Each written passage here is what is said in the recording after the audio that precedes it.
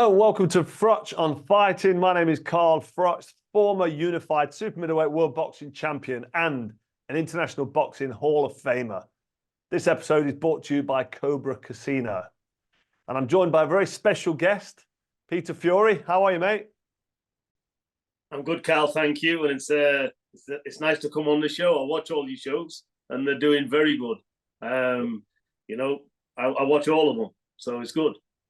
Well, listen, you're a proper boxing man. You're from a boxing family. You just recently parted company on amicable terms with Savannah Marshall, who's done very well. You've obviously got a few fighters under your wing. I mean, have you always been involved in boxing? Where did it all begin for you, the boxing? Oh, it goes back from being little kids with my brothers and my father, and I've been going in gym since I was like 7, 8 years of age. I spent a stint, I think 3 years, in Brendan Ingle's gym from being about 9 to 12 or something like that. We've always been up and down gyms, So is that seen with Brendan Ingle in Sheffield? Yeah. Right, okay, that's interesting. Young lad, yeah. Because are you sort of Manchester side? We are, yeah. Yeah. That's quite a long way from Manchester to go to the Winker Bank in Sheffield. Well, not at the time, because we lived in a place called Staveley near Chesterfield. Oh, right. And that's only about 12, 13 miles from Sheffield. Yeah, I lived in Chesterfield for a little bit. We had a pub there called the Four Horseshoes. We've pubs up in and around the country, yeah. But Chester, I quite like the village, Chesterfield. It's quite nice. Clay Cross, I think it was. Clay Cross, yeah. I remember all them areas, yeah. It's the Crooked Spire, isn't it, Chesterfield? Yeah. I did like it, though. There's quite a little communities in them little areas where everybody knows everybody. And you've always got your local gangster. We stayed there from being young. I think we spent 5 or 6 years there as young kids. So that's how you got into it from a young age. Did you actually box? Did you compete amateur or professional? I had plenty of sparring. I only had, I think, 1 amateur fight and 1 professional fight.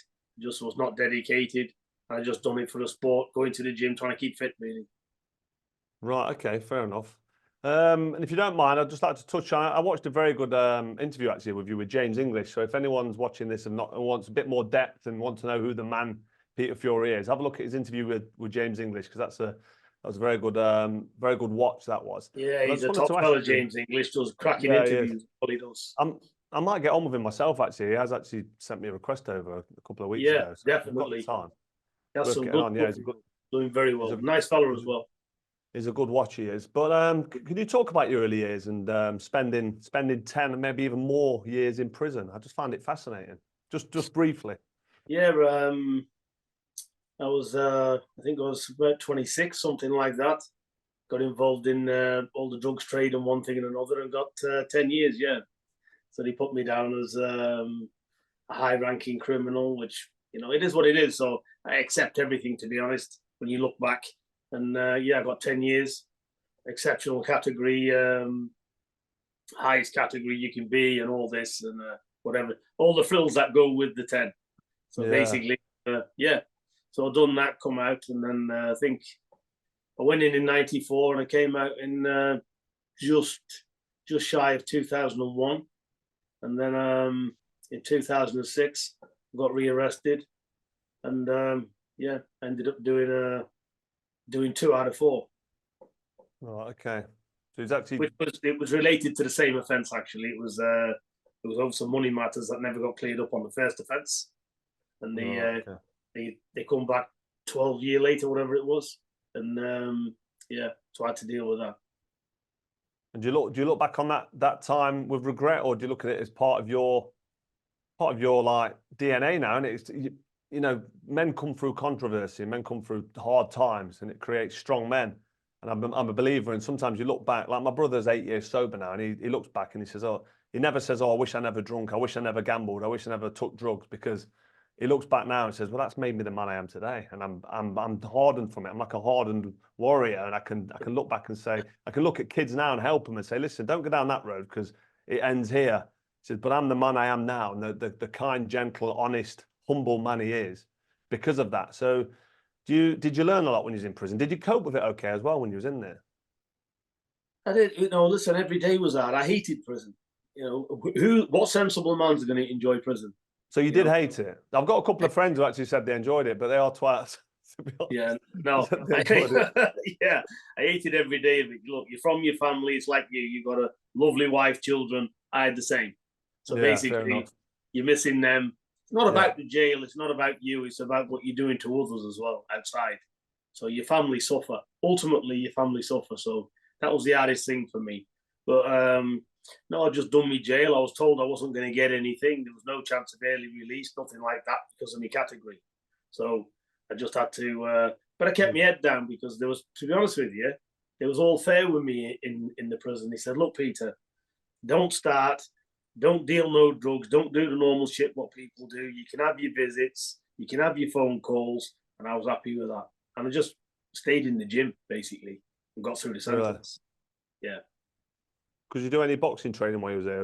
Is the gym I pretty? did. I done plenty in there, and they also had a bit of a ring in the back of prison in Frankland. All Franklands are all dispersal prisons where cates go. So Yeah. and yeah, so we was able to train, do a lot of boxing stuff in there, plenty of sparring, and then just before I got released, maybe a year, 18 months, they banned it. So they Oh, don't do it. really? Yeah, they don't do it in prisons anymore. So I think they banned it totally in 98, 99, so around that time. Oh, okay. But yeah, I regret. Listen, I regret it. I regret prison because it's a mistake, isn't it? You know, I'm not going to put myself in a situation and waste 8, 9 years of my life locked up looking at a green door. So Yeah. yeah, I regret everything about it. I think the drug trade is killing a nation. It's taking the soul out of people. So I'm anti-drugs as well. So Yeah. everything about it, I regret. But as you just said, what doesn't kill you makes you stronger. And if you own up to your mistakes, and that's it, you know, I regret it. I don't want to be known as a gangster or all this. Even the name is cringe to me. So I'm not interested in it. I met some good people when I was in there, you know, and yeah, that's it. So you can only be real and be yourself. Speak your mind and be right with people, and that's all you can be. And I've learned that in prisons. And you see Uzu as well when you're in them prisons, and I seen people in there that was on the out, and believe me, from being like 7 foot tall, it was like 2 foot tall. It was weak. Yeah. Really? When the shit hit the fan, there was Yeah. weak people in there. There was going on, Yeah. you know, big guys with big reputations was going on the VP section with all the nonsense and stuff. You know, I couldn't Really? believe it. Do you know what I'm saying? And Yeah, it's there crazy. was 3 lads there. Put one fella on the non-swing, and there was three druggies. You know, because they pulled a Really? knife out. Yeah, these 3 druggies Okay. used to clean me cell out. You know, for a bit of Yeah. spending money. You know, and he put this big hard case on the nonsense. So you see who's doing there. There's no frills and spills, and you see the dredges of society. What people do, you know, they're in there. They've got a wife and kids on the out. They're going kissing the missus. They've got the kids playing on the knees. Young kids in there. Yeah. Yeah. It's heavy, isn't it? It's heavy. Oh, it's heavy. You see a lot of shit in there. But you know what? If you can stick to your own morals and your own values, that's it. And you learn that if you know what you do yourself, and that's it. If people ain't happy with it, then so what? Everybody's got an opinion. They can say and do what they want, but jail is the best learning thing there is if you swim and don't sink with all the rest of the shit, because it's easy to get involved with rubbish in there. So yeah, really interesting. I mean, my dad actually did a couple of years in prison when I say kid, he was like 19 till he was 21. He was institutionalized, my dad. He was in Morton or Borstal. He got expelled from school at 14. And then I think 16 to 18, he was in a Borstal. And then from 18, he was in a proper man's prison, and he moved around in and around the country. And some of the stories he told me, but you had to be quite hard to put up with being imprisoned, because if you're not hard and you don't front problems, you can get in some real scrapes. Did you have to stamp your authority early doors, or was you ever in any sort of? Did anyone ever try it on with you to try and sort of like, because you have little personal possessions, don't you? And you have little privileges in there, or you might, like nowadays, not in your days, but you can have a mobile phone access for a while, depending on the category of the prison. But then again, if you're in category A, then you're not having any mobile phones or any access to that. But did you get involved in any serious scrapes where you was worried for your life? I got involved in serious scrapes, but not many. I remember there was this guy. He'd raped 4 nurses. and he come down from Franklin. I was in Full Sutton at the time in York, and he come on the wing, and he was a big unit, you know, doing the weights and stuff, but cut to pieces where he'd had fat chucked over him or whatever. But he was one of these.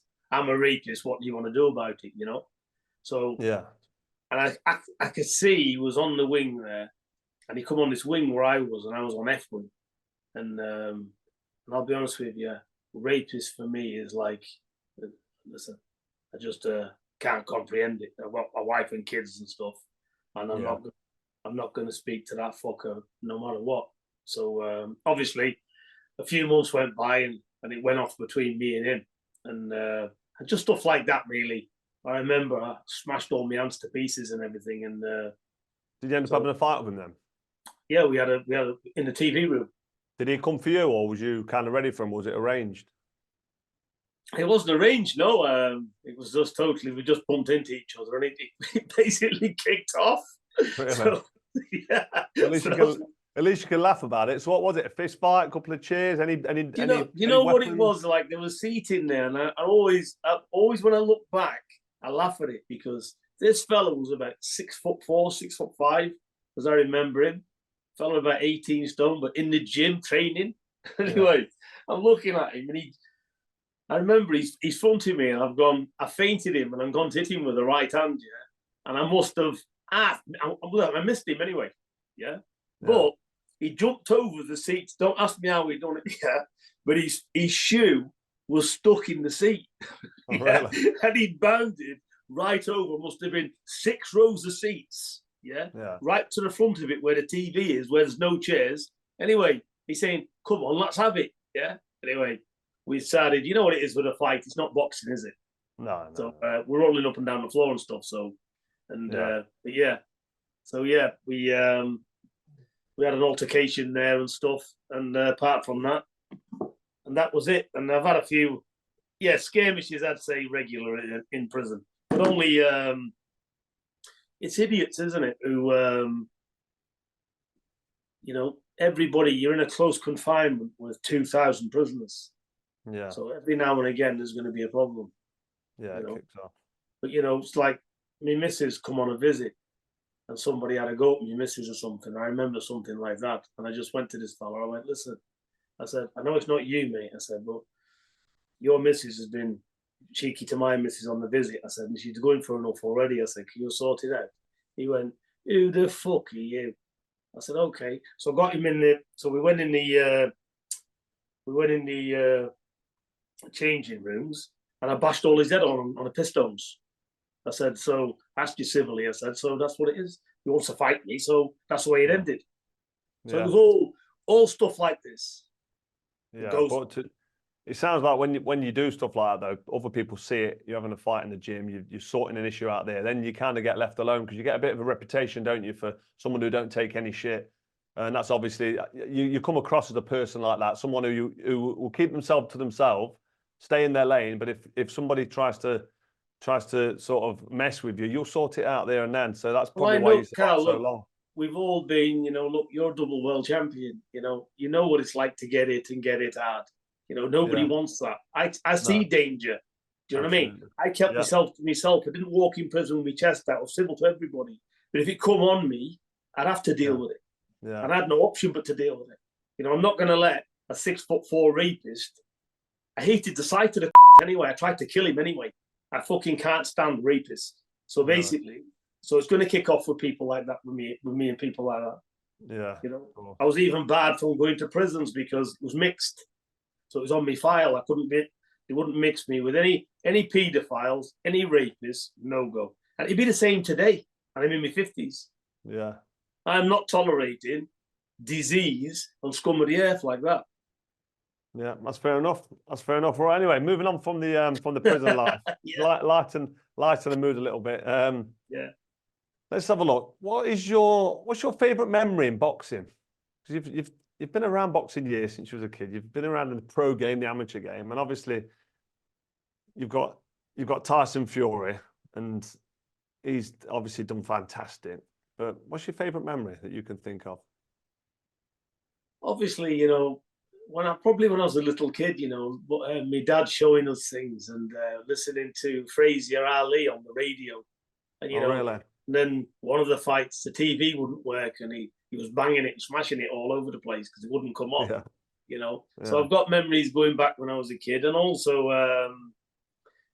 when I was a young man. No, not much when I was a young fella. I think getting the fighters when they doubt themselves. All young fighters, you know, doubt themselves. They're not sure, are they? When you know, Yeah, it's human nature, isn't it? human I was nature. I was annoyed. I was a nervous amateur, and then when a pro, you walk into the ring and say, "Come off the hour, come off the man." But yeah, that's why you Exactly. need a good corner man, good coach, Rob McCracken. Say, "Listen, you've done all the training. You're hard as nails. Run this kid out Yeah. of town. Stick it on him." And you're like, "Oh, okay, okay," but you're not sure. You know what I mean? Yeah, you're You just right. go.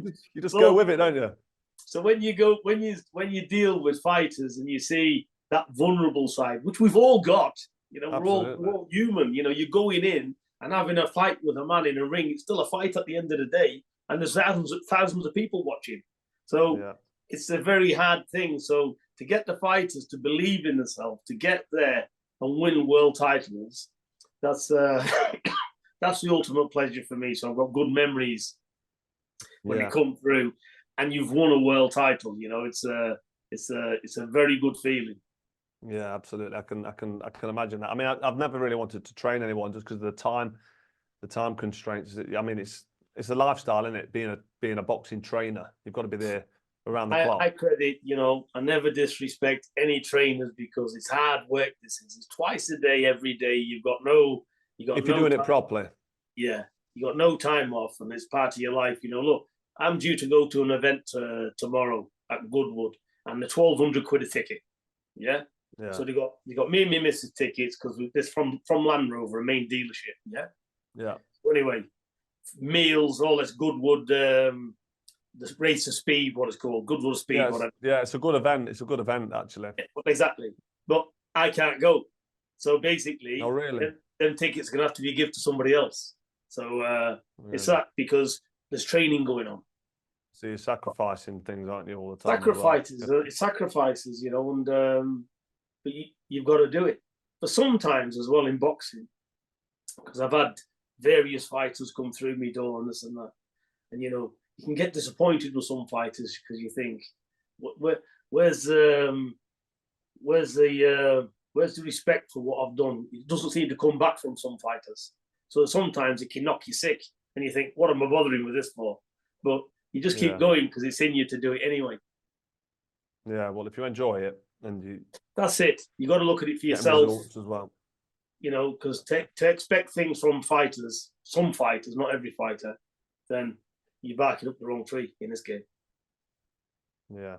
Fair enough. Fair enough. Have you got a current favourite fighter at the minute?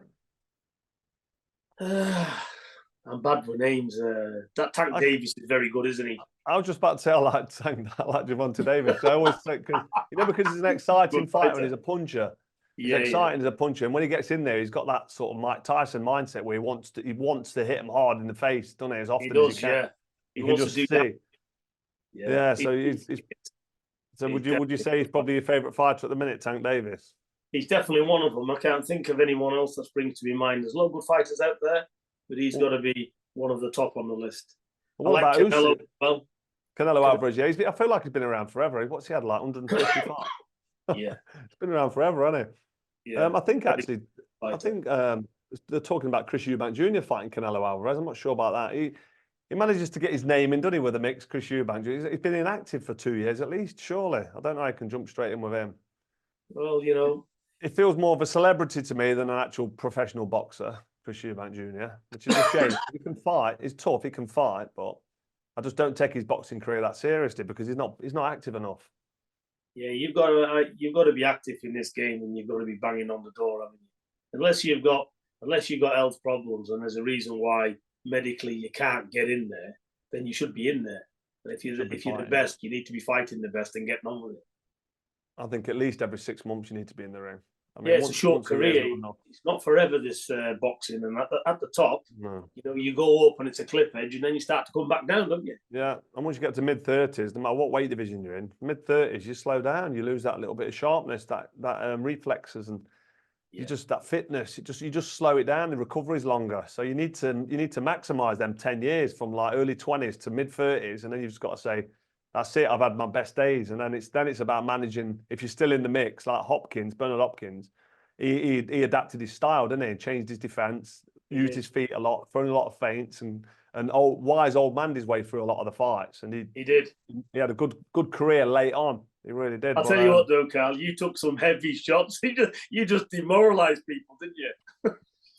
I did what I could listen. I could take a punch. I went to the Taylor fight with you, yeah, and it was going all over the place. You just kept coming, didn't you? You took his shots. Well, that's you just know when you ahead of him, I think. I think with the Jermaine Taylor fight and certain fights I've been involved in, I realised early on this kid's too fast for me, or this kid's too skillful for me.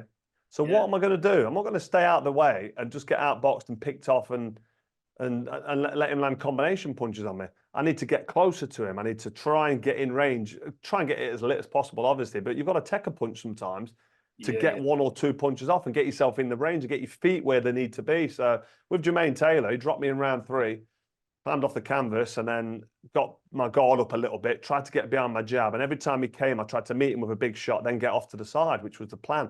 And then sure enough, round 8, round 9, he started to slow down. He started to get tired. And that's when my fitness and my hard work and all that graft on the road and the sparring comes into its own. That's when I say, right, now welcome to my world. And then I can put it on him. I did the same with Groves in that first fight. I know Howard Foster allegedly stopped it a bit early. What do you think of that? Did Howard Foster stop it early or not? You know what? I know you had one fight with Groves. What happened? You got put down in one the of them. First fight in Manchester, I got dropped, didn't I? Then in round 7 or 8, was it round 8? Howard Foster jumped in and stopped it in my favour. And that was like the big controversy for the rematch at Wembley Stadium. I mean, it was over 10 years ago now. But do you think the first fight was stopped too early? Just thought I'd ask you while I've got you. You know, at the time when I was looking at it, it did look like it got stopped too early, but I'm not the referee seeing it in there. No, exactly, yeah. Do you know what I mean? But the second fight was a different ball game altogether. Yeah, it was game over, wasn't it? Big right-hander. Oh, God. What a perfect shot. Listen, I mean, good way to end the career. Nobody would have got up from that. It just, the full body just rotated and went in with the shot, didn't it? Yeah, I couldn't have been too many harder if I'd have said, stand there, don't move. I'm just going to line one up. I couldn't have been many harder. But anyway, enough about me. Can Tyson Fury avenge the loss to Alexander Usyk?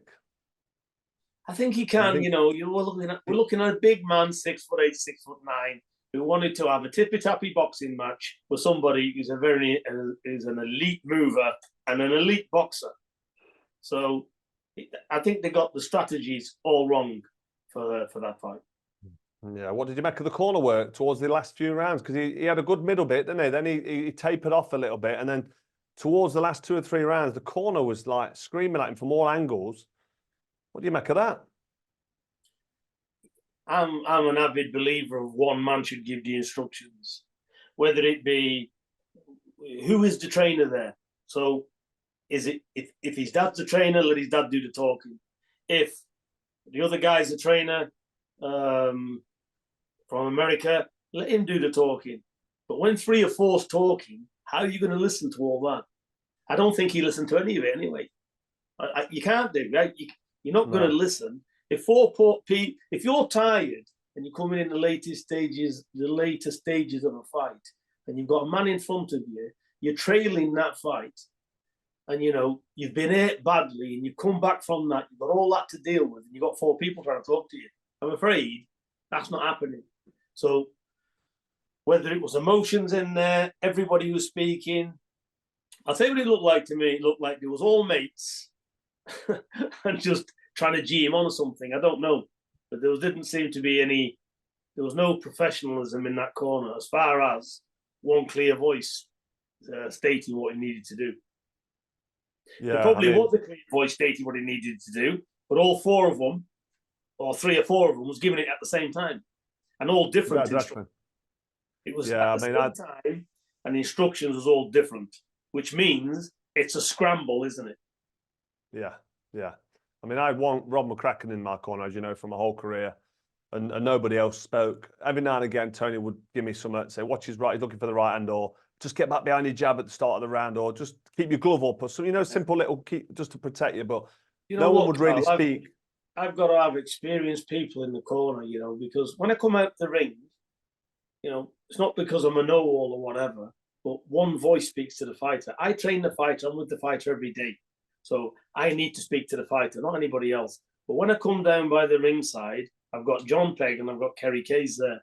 Yeah. And we have a chat, you know, while the fight's going on. And John will lean over and he'll say to me, you know, maybe if he sticks that left hook in or whatever. And Kerry might have a little bit to say, but that's down the ring apron when the fight's going on. And he'll just whisper to me, you know, so that's all cool. That's all took on board. That's sensible. Yeah. You know what I mean? Absolutely. But when we come up there, Kerry Case does the cuts and the Vaseline, and John Pegg's watching everything else. And there's only one speaker there. And that's how it's got to be in boxing. That's how it should be. Because how many times have you seen it, yeah? I've had people in boxing with me years ago with the fights, and I've looked round, they're supposed to be helping in the corner and they're shadow boxing. They're actually shadow boxing, screaming to the fighter, telling you what to do next from the ringside. And I've just looked over, I've not said anything, but I thought, you are not coming again. Yeah, so 100%. I totally agree with you. The corner needs to be in order, and you need to have the boss of the corner, and you're very much the boss in that corner when the fighter knows they're listening to you and you're giving instructions. And if anybody else pipes up whilst you're trying to talk, whether they're talking over you, talking in between you, I think you just give them a look, don't you? And they understand how the corner works. And like I say, if they want to talk to you between when the fight's going off, they want to give you look, if they've spotted something that you might miss and ask you then and tell you, then you don't mind taking that on board. But that corner towards the end of that fight, you've got the main corner. Was it Sugar Hill? Was Sugar Hill in there, or was it? Yeah, that's right. That's what I'm thinking of. Sugar Hill, yes. And then you've got someone in the side doing his cuts but giving him a bit. But then you've got Big John Fury. He was losing the plot, shouting mad instructions at him. And it's different advice, like you said. It's different advice. One saying, get behind your jab, you've won the fight. The other one saying, right, you've got to put it on him, make sure you win this round. And it was like, who am I listening to? So I do think Tyson can win the rematch. I think he's big enough, he's good enough. I think he's past his best, but he's going to be, at his age, 35, 36 years old, but he's still got enough to beat the smaller man in Usyk. But I'm just not sure he does. Do you think I know we both agree he can beat him. He's got all the attributes. But do you think he does beat him in the rematch in December? Think he actually does it? Well, it depends. Look, Carl, it depends. Yes, he can. But can he? It depends. It depends on a lot of other outside factors, because how much is he going to dig down? How much is he going to listen and get the right advice? Who's going to be doing it? All these things play a factor. But the best of him, if you've got two elite fighters together, the big one should overcome the small one in a boxing match. Because of the attributes. Yeah. The size, the attributes, the weight.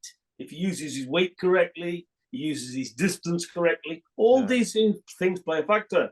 But if you've got people around you, I'm not criticizing his team or anything by saying this. This is where we're talking right now, if he's going to win the rematch. Yeah, of course. If there's people getting it wrong around him, and he believes that course of action, it's going to go wrong for him. It can go wrong again. So he's got to really take stock and have a look at it. Usyk's not a middleweight. He's not a little man. He's not useless. He's a gold medalist. He's an undisputed cruiserweight champion. You know, the guy's an impeccable boxer. But he's an impeccable boxer. Is he an impeccable fighter? That's the side what we need to see. And when you're 7 foot tall and 20 stone, that's what you should be doing. Yeah, I mean, height and reach and weight is such a big advantage in boxing. I mean, that's why it's a weight-governed sport. But obviously, up to the heavyweights, you can weigh what you want. But yeah, you're right. Tyson Fury's got all the physical attributes. You know what happens in this boxing? You become a world champion, and people whisper in your ear, do it this way, do it that way. Everybody's got an opinion, haven't they? Yeah. Everybody's got an opinion, because a lot of them want to put the face on that TV. Absolutely. Yeah. They ain't done the hard work, though. No. You know, they just come in and aren't they? The fame hunters, aren't they? A lot of them are, yeah, unfortunately. There's this boxing attracts the biggest load of fucking pricks under the sun. I feel like boxing's the only sport where you get it. You can't sneak your way into a football team and you can't sneak your way into a tennis team. But with boxing, you can hang around the gyms, you can help out a little bit. Then all of a sudden, you're in the fucking corner for a world title fight. I'll tell you what it is. They'll come in the gyms, yeah, they'll even wipe your fucking ass. Yeah, to to get get involved. themselves on Yeah, that I know what you're camera and saying. start sweeping the gym up, because Yeah, really that's their fame. They're yeah, not doing it. They're not no, putting the hard work in training the fighters. They're not fighting themselves. These are yeah, just fucking wannabes that's trying to get famous by on other people's backs. absolutely. So Listen, it comes down to that parasite, doesn't it? it does, yeah. There's names now in the sport. There's people in the sport. I'm not going to sit here now and dig anyone out because this will go out there and people will go, Froch just fucking had me out the twat. But there's names now in boxing that have done some big fights and world title fights, and I think, how the fuck did he get in that corner? Where did he start? Where did he be? And you look back at it and you think, you know what a fucking chance there is. And he hasn't got a clue. But I'm not going to mention any names, but you know who you are. Yeah, And maybe one day we I'll dig all them know. all out. Look, I think we all know boxing when it's in your blood and you've done boxing and you know it inside out. You can see Usyk, can't you? Yeah, of course. You can see the ones that's built people from scratch. You can see the glory hunters that where they Yeah, switch and they go to this one, they go that one. Once yeah, you're already a world champion, all of a sudden, then any trainer or that's associated with the world champion is the best thing since sliced bread. yeah, yeah. They haven't done the hard work though, have they? No, no. But anyway, moving on from that, mate. Before I start dropping names, what we got? We've got Anthony Joshua and Daniel Dubois fighting. What I've got to ask you about that. What do you think of that one? I think it's a good fight. I think AJ should win, but what do you think? Well, we've got to look on. If you're looking on past performances, Dubois has been beat both times with a jab. He's got stopped Yeah. with a jab. Ultimately, a jab against Joe Yeah, Joyce. well, that was Usyk, wasn't it? After it took a bit of a pummeling, but then yeah, it was a southpaw jab that done him, and Joe Joyce done him as well, didn't it? With a couple of big shots. With the big shots, but the jab ended it. So, Yeah, but he's come on a lot. He's a young fighter. Let's see. He's had a couple of good wins. He can punch, and if he's got that belief in himself, then why not? Joshua's got that experience at that level, and yeah, he's fought at that level. So you'd have to favour him, but it's not a foregone conclusion. Anything can happen. It's heavyweight boxing. This. no, exactly. What about what about himself. AJ? What about AJ's sort of mindset and his sort of whether he's got it or not? But I'll say mental fragility with when he's under the cosh, when he's getting caught, because when he gets punched upside the head and his legs turn a bit funny, which a lot of heavyweights, they punch hard, don't they? But we see with Ruiz and the way he sort of that fight ended. I didn't like to see the fight. The way it ended, he ended on his feet. He was on the floor. He got up. Okay, had a go. He got caught again, but he was on his feet. The referee's looking at him, and if the referee's looking at me and I've just been dropped, I'm telling the referee, "Listen, I'm all right. I'm good. My gloves are up. Let's go. Let's go. Let's fight." But he was shaking his head and looking at his corner, and he was arms on the ropes, and you could see he didn't want it. So the referee saw it, and the referee was like, "Listen, he's hurt. He's probably concussed. He don't really want to carry on." So the ref stopped it, and since then, no one's really put it on him. I mean, he's lost twice to Usyk, and when Usyk put it on him, he was all over the place in the last. I think it was the 12th round, 11th, 12th round. So my thing is with Franklin and Helenius and Otto Wallin and then he fought Ngannou, I just think none of them have come really to win. None of them have come to have a go. I think Daniel Dubois, because he punches hard and he's talking a good now, getting a bit agitated. I don't know if he's trying to sell tickets or trying to sell the pay-per-view, but he had a go at him, didn't he, when he was face to face, saying, "We can go now, let's go now." And they both stood up, whether that was theatrical or whether that was genuine. Daniel Dubois still seemed to be full of confidence. He had a good fight with Baby Miller, Jerome Miller, and he's just coming off another good win as well against He is. Hrgovic. So, I mean, you've got to say he's in better form in terms of opponents. If you look at AJ's opponents, look at Dubois' opponents.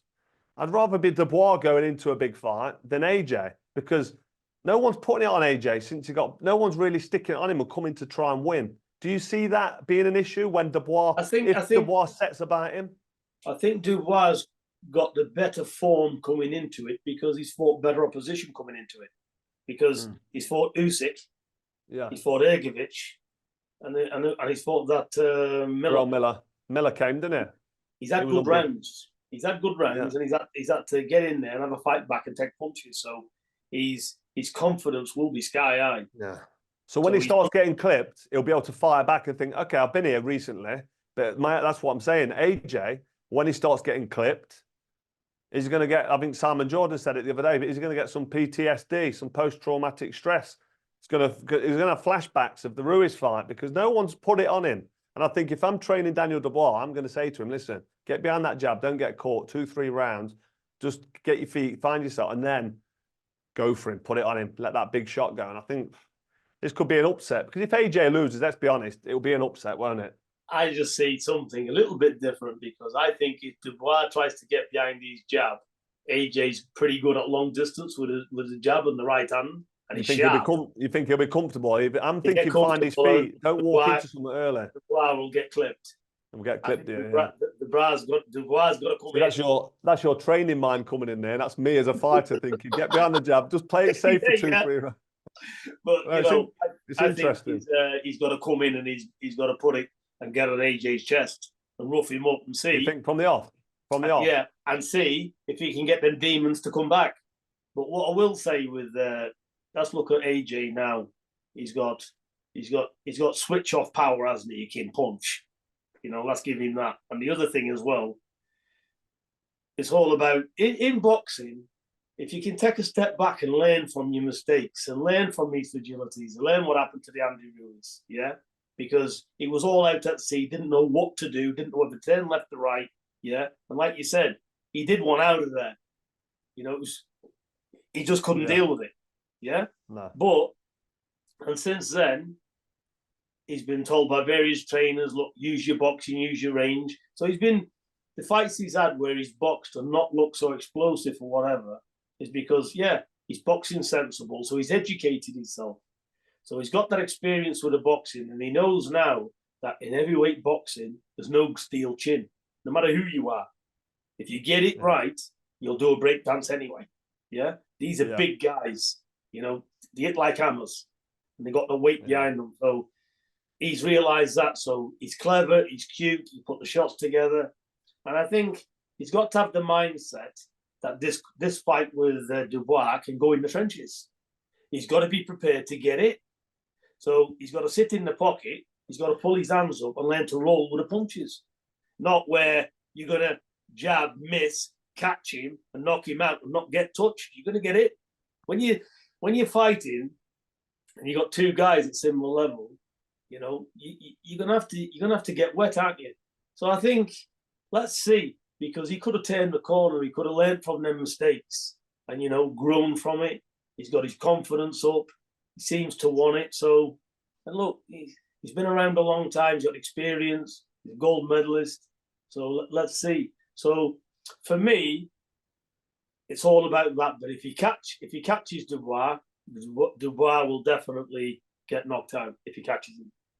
Yeah. But the same, if Dubois hits him, same way. They're both big hitters, aren't they? They are, yeah. I mean, I'm not really much of a gambling man. I play a little bit of poker. I enjoy the tournament structure. But if I was putting money on this fight with AJ Dubois, the safe money for me is backing AJ to win because of all that experience.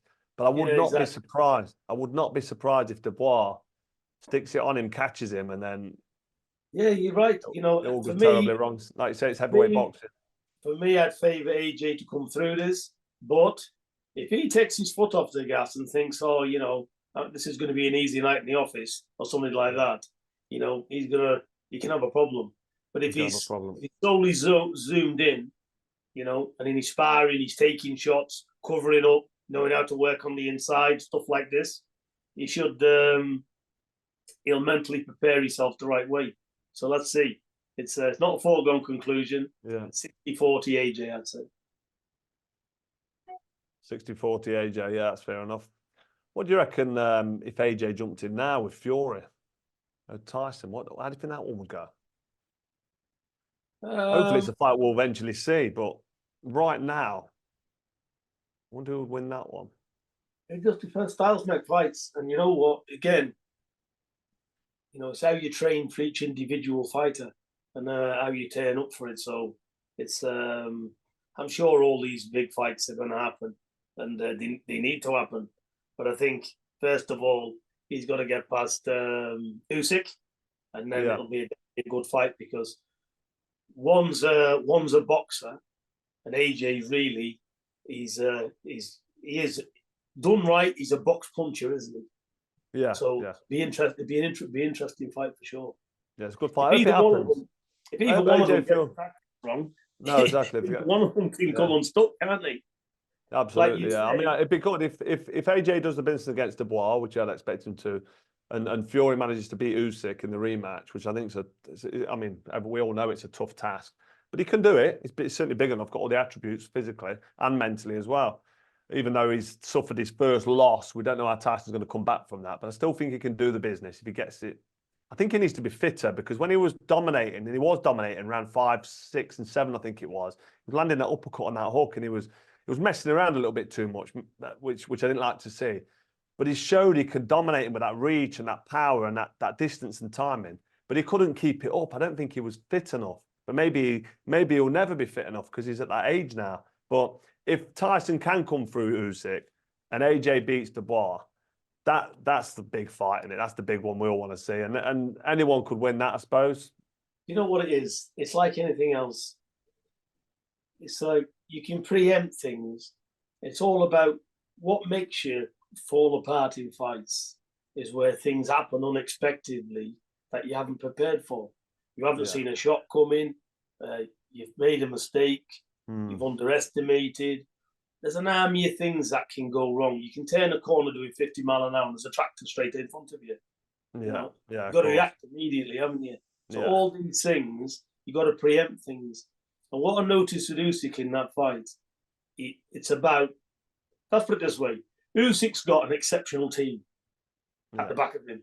They analyse every minute detail. They're clever. Yeah? And I think that was a lot of the difference in that fight. You know, because they analysed every detail. Now, Usyk, he come on in the first 3 rounds. He seemed to take Tyson, then come on after that, got the middle rounds, won the middle rounds, so to speak. But then it's almost as if he's let Tyson do the punching, come out and do all this, expand his engine, and then step back on him again. You know, so it's like put it on you, step back off, and then come again. He plans these rounds, this guy. Yeah, if that's the game plan, that's a smart game plan that's worked for him. I mean, I don't think the plan would have been to take punches because he took a few in them mid-round. He did get caught. He did. Listen, you're going to get wet, you're going to get it, but you know, of course. Was he? Yes. Was he shook like he was going to get stopped? No, because he done the same with AJ, didn't he? A few times. Yeah. When they had 2 fights, he did the same thing.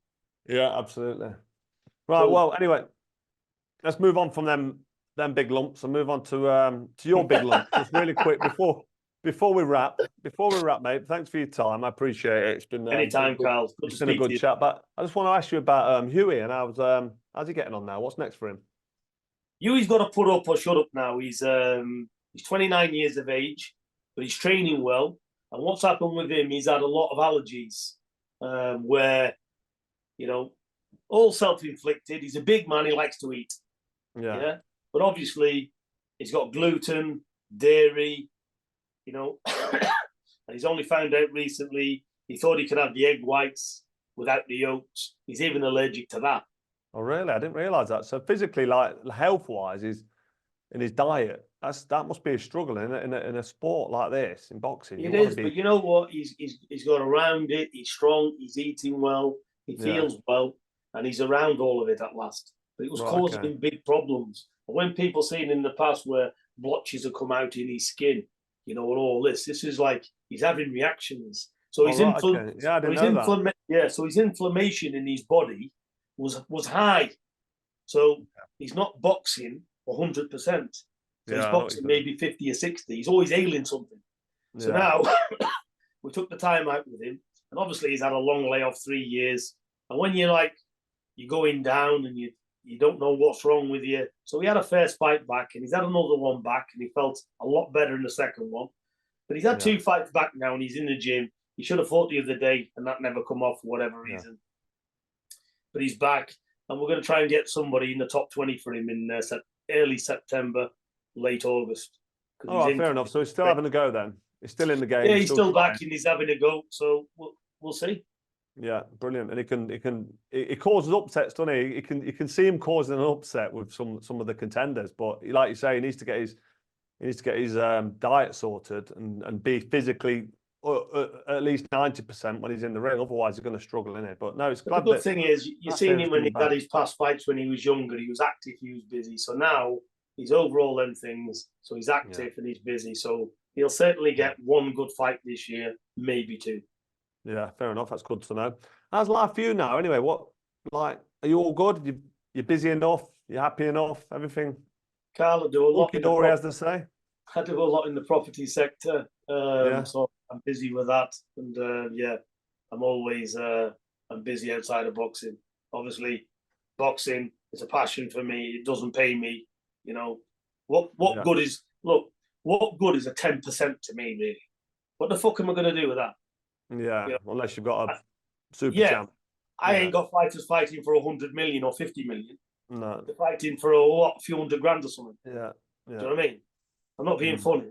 My wage bill is 10 times more than that a week. So we've got big old operations ongoing. So I'm flat out with that. We've got a lot of staff, got a lot of people who work with me. So I'm busy in business. Right. And so boxing is a bit more of a hobby for you, isn't it? It is, but it's not a hobby. It's a full-time job, but not as a business. I don't do boxing as a business. Because if I done boxing as a business, I'd be broke. Yeah. So it's a passion. So it's a passion that you want to stay involved in, but it's not. You couldn't just be boxing. It wouldn't be enough for you, because obviously. No, if I looked at boxing and looked at the time it takes, then obviously if it was money generated, then I'd sack it, because it doesn't pay me. I can get money a lot easier anywhere else, but it's not about that.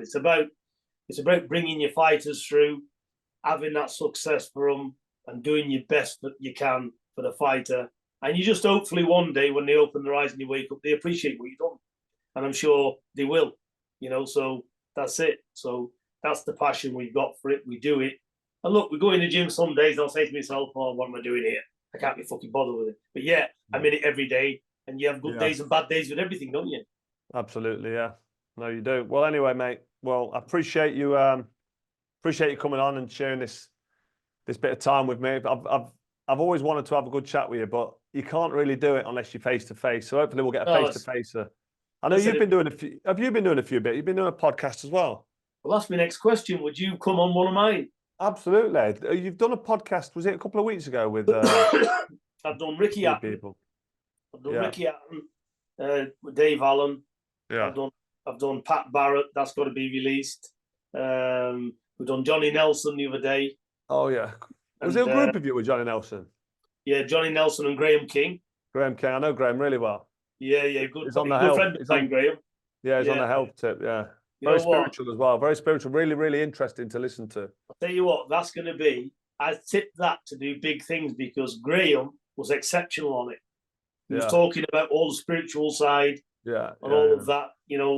I'm spiritual myself, so I was asking a lot of questions to him and he was answering me and stuff. So that's very interesting. That's an interesting interview with him. Mate, you're on my page now. I love the thought of doing an ayahuasca ceremony in Costa Rica, doing it properly. And also psilocybin and different microdoses for mushrooms, which are good. I mean, lion's mane and shiitake and reishi, certain mushrooms are good for the brain. So we've been in a head injury sport and head impacts for years. Just lion's mane rebuilds neurological pathways. But when you go to psilocybin and go deeper, then you start to go into like a spiritual realm. And then some of my listeners now will be like, what's Froch on about? But have a look at ayahuasca and have a look at the trips you can go on with psilocybin. And it's fascinating. Really is fascinating. And spiritual healing as well. And I know Graham King is big on that. And I know he cured his own cancer and he works with cancer patients now, looks after them. So I'll be looking out for that YouTube. What's that one called? Is it a podcast or a YouTube channel that you've done? It's I don't know what it is. It's a podcast. It's a podcast, I think. Yeah. It's with Boxing Now. They do it. Boxing Now. Yeah. Aki does it with Chris. When's that one being released? Because I need to have a look at that, and there's a little plug for you as well. That's coming out, and then I think we've done one with Paddy Doherty. That's been released already. So we've done it. We've done a few. So yeah. So definitely be good to have you on, though, Carl. 100%. Yeah. I'll definitely come on to talk about your career and stuff like that. Yeah, absolutely. Yeah, we'll have a good deep chat. Yeah, we'll talk about a lot of stuff. But listen, it's been a pleasure. I respect you as a person. I respect you as a fighter. Yeah, well done for your achievements, what you've achieved in boxing. Because listen, You're a double world champion, and you fought the best.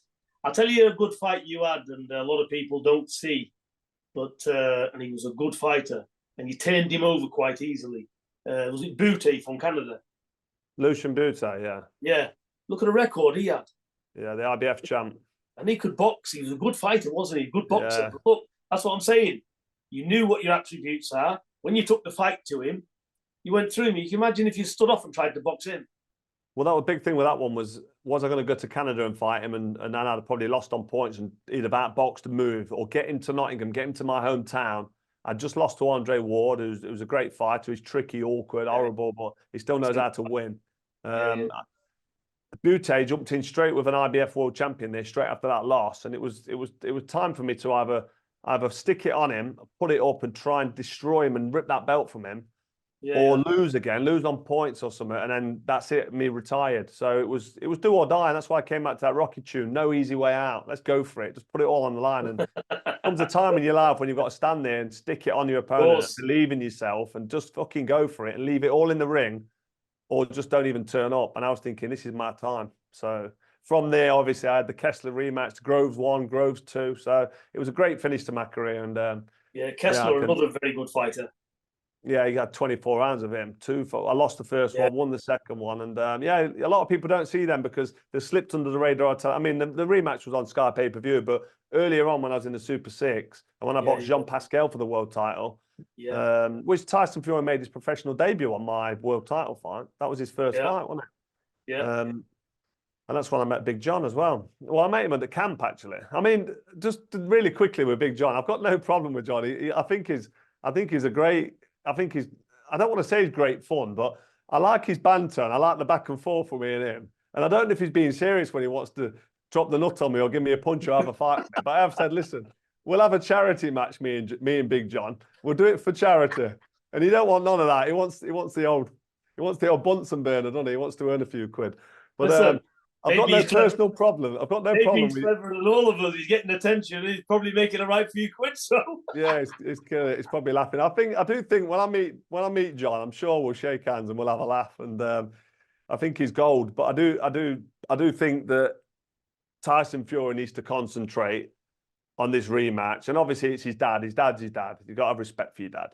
But everyone in Tyson Fury's team needs to just know their place for this fight because this now is the biggest fight. If he loses this one with Usyk now, he might as well turn it in and say, that's it. It's the end of my career. It's done. 2 losses on the spin with the same guy. He's getting to that age now where he's struggling to get the weight off. I know he can weigh what he wants, but he's got an optimum fight weight, Annie Tyson. It's around about 18.5, 19 stone. You don't want to be heading towards 20 stone, does he? Or he struggles.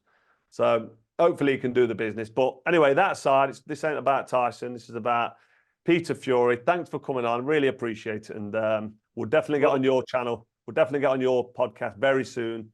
100%, Carl. And God bless you and your family. And thanks for having me on, mate. All the best to you, mate. Take care. All the best. Bye-bye. Bye. So that's it for another episode of Froch on Fighting. What a great chat that was with Peter Fury. What a gentleman he is. Let me know what you thought about it in the comments below. Don't forget to hit like, share, and subscribe. And I'll see you next time.